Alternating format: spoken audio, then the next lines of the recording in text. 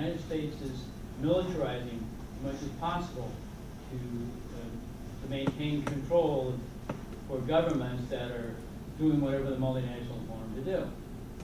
And so I'm wanting, and there's lots of nonviolent resistance.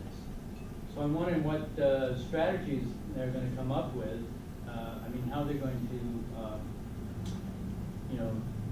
try to counter what you've been saying. And so what? And then on the other hand, what the nonviolent resistance can do to be effective anyway. Yeah. So everybody heard that, right? Yeah. Okay, great. So this is a tactic that's long been used. As you mentioned, the Roman Empire did it.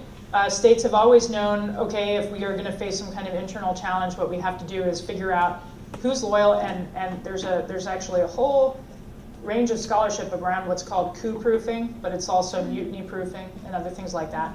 And yeah, they pay off their inner entourage.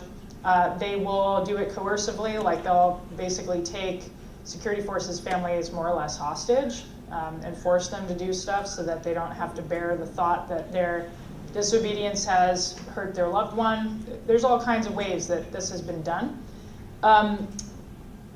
Saudi Arabia and Bahrain, Saudi Arabia sent its troops in to help quell the uprising in 2011 because they knew that the security forces in Bahrain may not be loyal.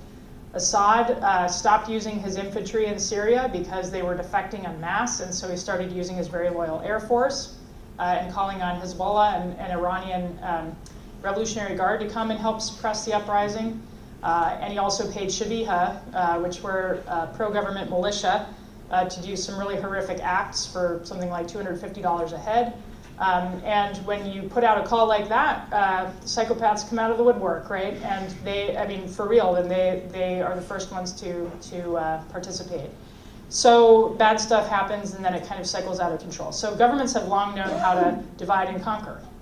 And what nonviolent resistance is about is dividing and winning the other side, right? And so many campaigns find that their security forces are not going to be penetrable.